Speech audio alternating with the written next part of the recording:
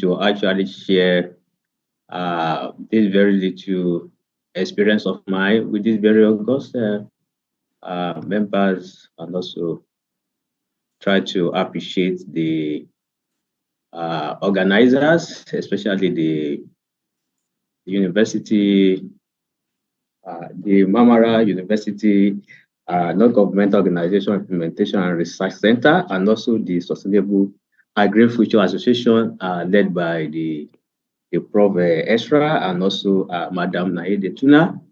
And I believe it has been a wonderful journey. It has been a very wonderful journey for the past 3 days, 25th, 26th, and 27th.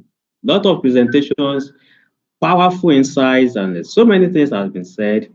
And yes, I just want to come from the perspective of the Global Scholars and Leader Support Network, which we are actually saying that beyond the words and holding discussion like this, seminars, summits, conferences, actions is actually very needed. Like Mr. Bashkaran rightly said, we need action.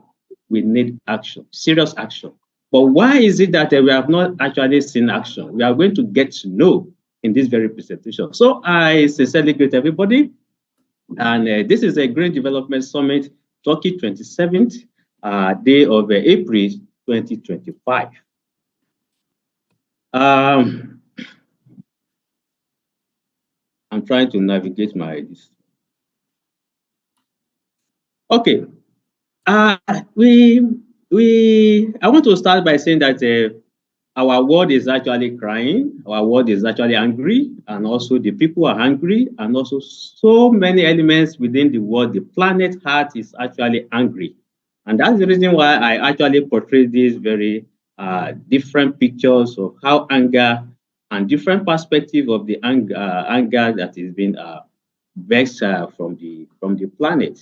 And why? Because we are supposed to actually be happy because we have been able to multiply for the past 100 years from 1920 to 2020. We have been able to grow our population from 1.8 billion people to actually 7.9 billion. And I believe that some statistics is saying that we are already 8 billion people on Earth. We should be happy because we are actually multiplying. But why the anger? Likewise, that very growth has been 339% increase over the last 100 years. And also it is actually projected to hit 10 billion by 2050. We should be happy because we are actually growing, we are multiplying, and that is the essence of existence. But unfortunately, as we are actually growing and we are increasing in population, we have the resources, the natural resources that are actually being utilized. You can see from the statistics, we have a 700 billion cubic meter withdrawn per year as at 1920. And now we have a 4,000 billion cubic meter being withdrawn per year as at 2020. Likewise, agriculture has been using the land space from 4.5 million kilometer per square to 15.1 million kilometer per square. That is telling us a story, and that is the projection. That is giving us the foundation of what is actually happening, the angers from every element on the planet. Likewise, as we are utilizing the resources, we are generating waste. And that very waste we are actually generating is creating another effect, and that is climate change. And we have been able to increase our carbon emission from 300 parts per million to 415 parts per million. Actually, these are the random statistics, but it will give us an insight on the opposite ends of how we are utilizing and how the waste is being generated. And if we see, we can see that the CO2 is actually one of the rapidly increasing waste being generated, while the individual generation is actually seeming like it's not significant. But when we amount it together, it's actually very, very significant per year. So I now want to summarize this by saying that as our global populations surges towards 10 billion. The strain on our planet's resources grow exponentially, as we can see, with waste expected to balloon by 70% by 2050. And the urgent need for sustainable energy, that is one of the major things that is driving every economy, our household, our food, everything we are doing is about energy. As we are powering our system, we are placing it on energy supply. Everything we are using. So energy is one of the first key something that needs urgent sustainability action. Water, as we have seen, water is one of those resources that require urgent sustainability action. Food, of course, it requires urgent sustainability action, and also shelter. Then the question is, can we find a balance between economic growth? Because all of us want to make money. We want to make money. The government want to make money. The household want to make money. The school want to make money. The research want to make money. Every aspect of our life is tailored towards economic growth. Then, can we also balance it with environmental sustainability? Can we cope within the limit of the boundaries of what the planet can actually accommodate? That is a question. And human well-being. How can we balance? As we are growing in the economy perspective, then we are trying to now mindfully manage the environment. Then the human well-being will not be compromised. How can we manage that? So that summarizes the whole thing that I have shown us before. And welcome to my presentation. And that is sustainability beyond waste. Beyond all these discussions, reflection and roadmap for the future. How can we move and transit from this very discussion to action? That is the purpose of this very presentation, actually. Now, I will focus on the unsustainable status quo, then the opportunity in sustainability, challenges in sustainability efforts, taking further steps, what can we do? Then final thoughts. So, comparing, like I have shown earlier, human population versus natural resources we are using, they are depleting, and we are encroaching. Those are three things we are actually doing to our natural resources. We are using it. As we are using it, they are being depleted. As they are being depleted, then we are also encroaching some other boundaries.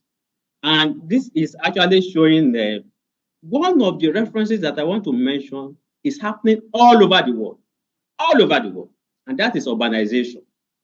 It has increased from 20% as at 1920 to 56% as at now of 2020. That is 100 years interval. So that is a very important aspect that I want us to take note of. Then some other parameters that we are saying that people are hungry. Who are those that are hungry? 690 million people that are suffering from hunger. 2 billion people that are experiencing micronutrient deficiency. They are hungry. Likewise, the unemployed, underemployed, the underserved, the neglected, the marginalized, the people that are actually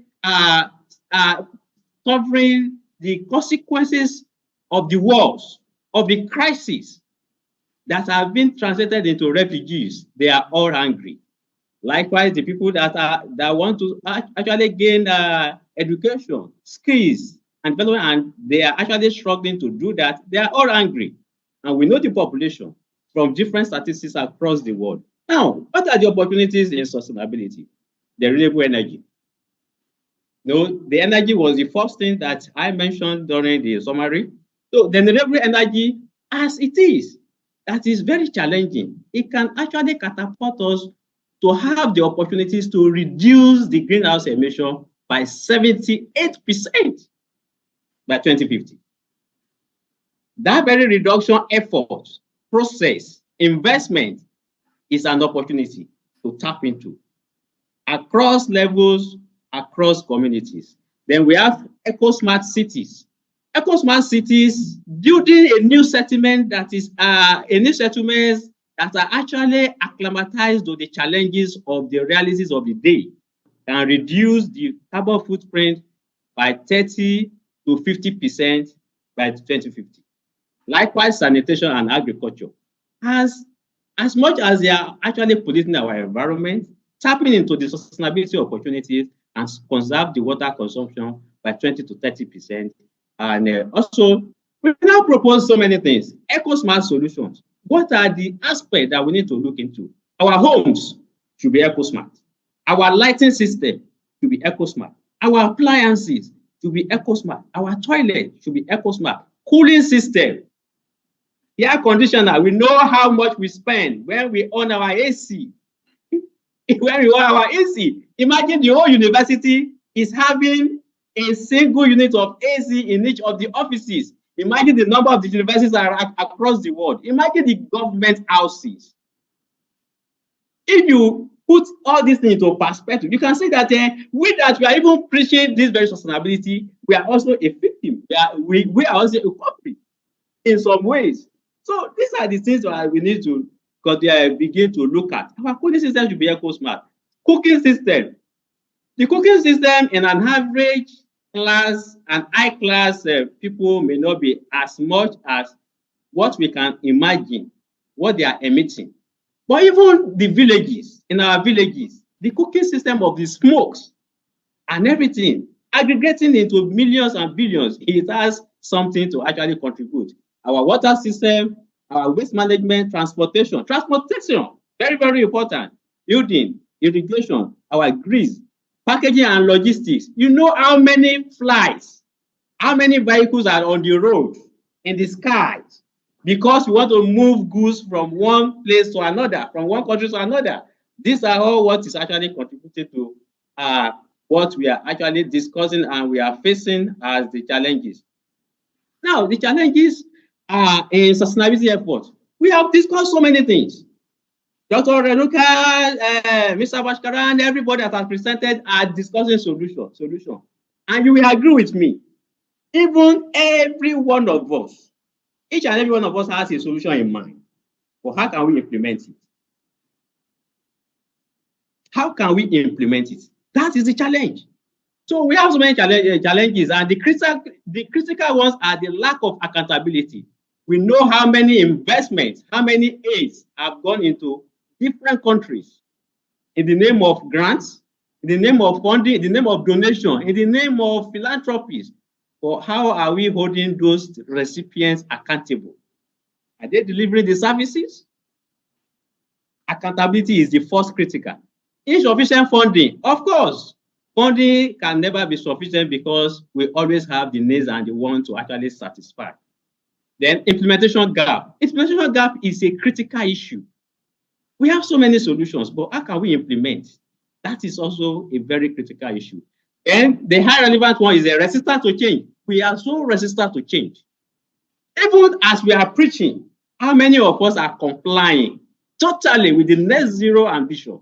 Within our household, within our university, within our research institute, within our industry and companies, within our community. Resistant to change. Short-term thinking. We always think that it is never too late. We will do it later. Then lack of collective action. It has reflected, as Mr. Bashkaran was actually talking, lack of collective action. We like to act in silos. How can we harmonize our actions and our thoughts to actually take the action?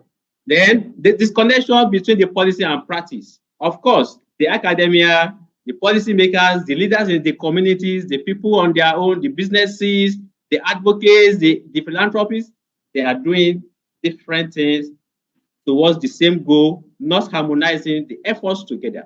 So those are the challenges. It is not that there are no solutions. It is not that these very challenges are not surmountable, but these are the challenges. These are the real challenges. So global inequalities, it has been mentioned, in inadequate community engagement. The people at the local level, actually, they are novice, because many of these things they don't understand until we communicate to them in the language that they understand. The community engagement is very, very key. Then the ones that we can put into context is the technological limitation. Even we still have so many advanced educators that are not used to this very modern technology. They prefer the old ways of teaching, old ways of research, old ways of communication. We still have some university and some other education institutes that are still using paper till today.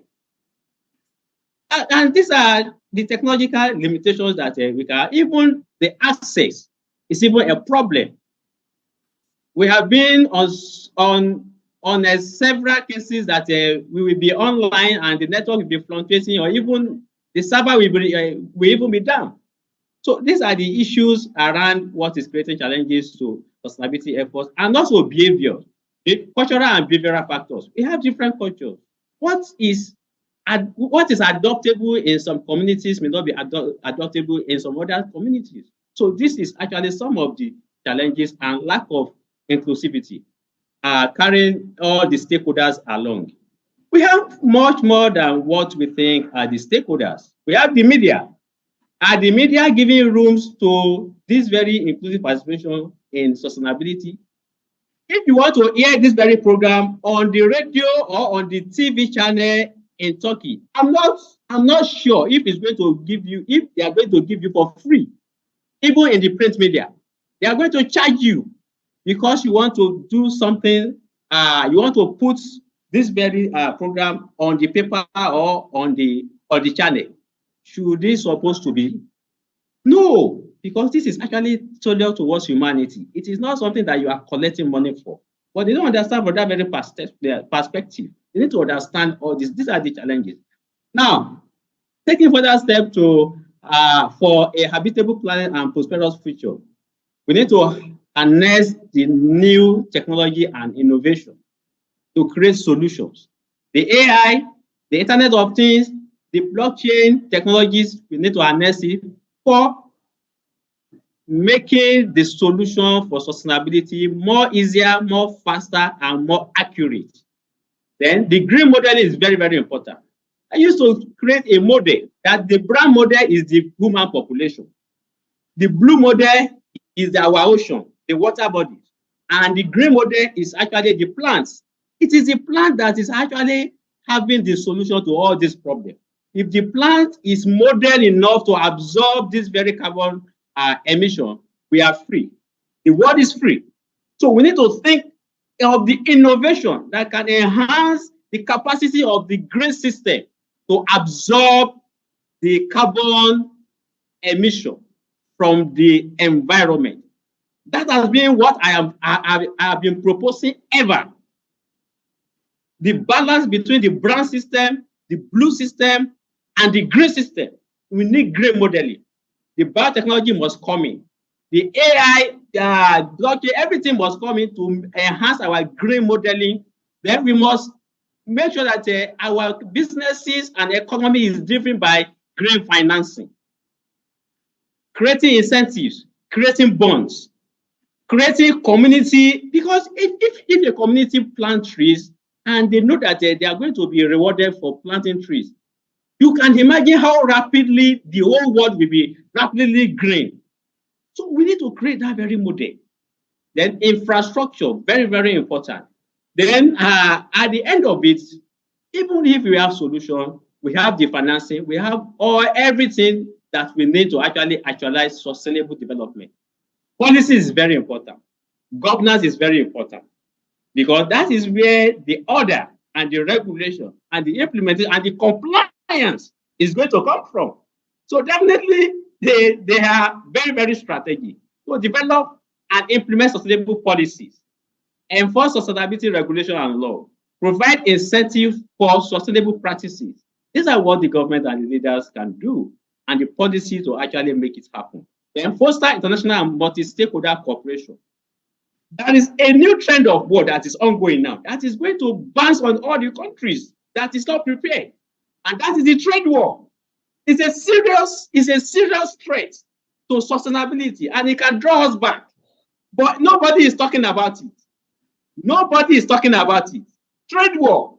Because by the time that the cooperation is affecting the economy, it's going to affect every aspect of production, consumption, and every aspect of sustainability. Nobody is talking about it. So there must be a compromise. There must be a multi-level cooperation at international level and at all levels. Then there must be the monitor and evaluate the progress towards achieving the sustainable development.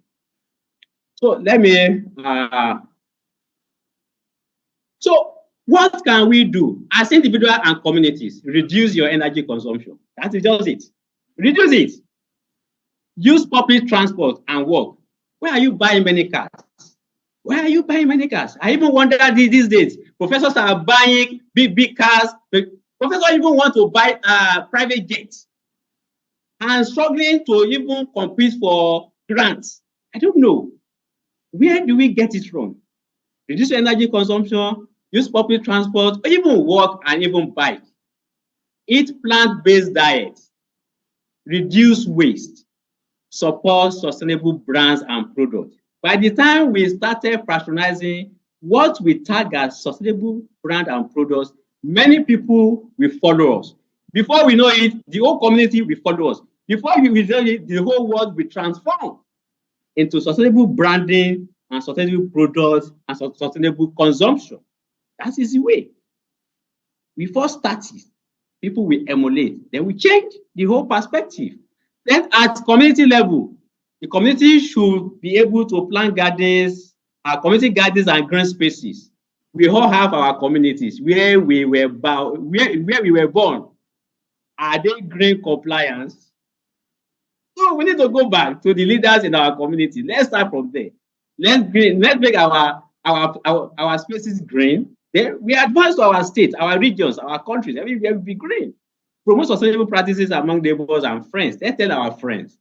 Let's tell our friends. Let's tell our family members. Support local businesses and initiatives. So these are beautiful ideas. And then what can we do at institutional and leadership level?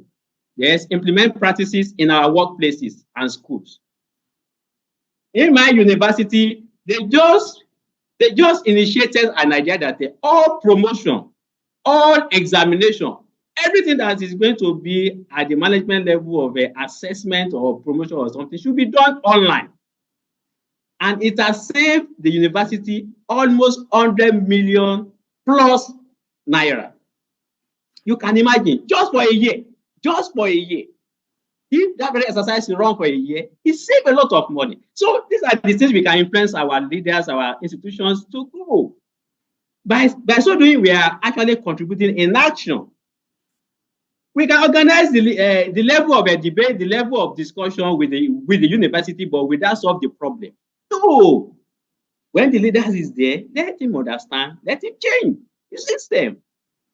For sustainability inclined practices, then develop, adopt, and promote policies, then provide training and education. Training and education is very, very important, because even if they want to transit to sustainability practices, if they don't understand how, or even if the people that have the technical know-how doesn't understand the design, it is another problem. Like Mr. Bashkaran said, he was not the one that designed that very app, because you couldn't code, but he designed it the way it should be, then gave it to the people that are programmers. So that is the way. We need to educate, we need to train people that are experts in some other fields to also understand the sustainability concept and context. Then leadership and governance, yes, develop and implement policies that support sustainability. Then lead by example. This is very important. Lead by example. If the leader of the university is not sustainability inclined, the whole about 5,000 employees will be following him blindly, not comply with the sustainability practices. But if the leaders lead by example, you have changed your. If we have a president of a country, sustainability inclined, the whole nation will follow that, and that is the way. Lead by example. My final thoughts: as we weave the thread of sustainability into the fabric of our existence, we discover that the pursuit of habitable planet and prosperous future is not just a destination. No, it's not now. It's not in the past. It's not in the future. But a journey of collective purpose. We have a purpose that is driving us. And we must also strive to innovate towards that. And we must build resilience to achieve it.